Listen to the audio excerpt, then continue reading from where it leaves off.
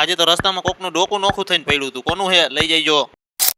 જય વસરાજ મિત્રો અને ગુડ મોર્નિંગ. સવારમાં નીકળી ગયા છીએ હાલીને વાડી સાઈડ, અને 2 દિવસના વરસાદ પછી વાડીના રસ્તાનો હાલ કઈક આવો થઈ ગયો છે. વાતાવરણ તો મિત્રો એવું થઈ ગયું है ને, લાગે છે આજે વરસાદ આવશે. मौसम तो ऐसा लग रहा है दिल गार्डन गार्डन हो रहा है, बहुत मजा आ रहा है यहाँ पे। અને આ હું રસ્તામાં કોનું ડોકું નોખું થઈને પડ્યું છે. અહીંયા પણ પાણી ભરેલા જ છે. હવે આવી ગયા ફાઇનલી વાડીએ, અને આ શું કપાસ તો મારા જેવડો થઈ ગયો. હવે આપણી બંગલીમાંથી 2 દાંતેડા કાઢી લીધા અને જવાનું છે માંડવી નીંદવા. આવી ગયા માંડવી પાસે, અને આટલી માંડવી નીંદવાની છે આપણે. આ છે આપણા બધાનો ભાઈબંધ. समझ रहे हो, समझ रहे हो आप? रोज आते हैं इस उम्मीद पे आज जीतेंगे, कल जीतेंगे, परसों जीतेंगे, रोज हारते हैं।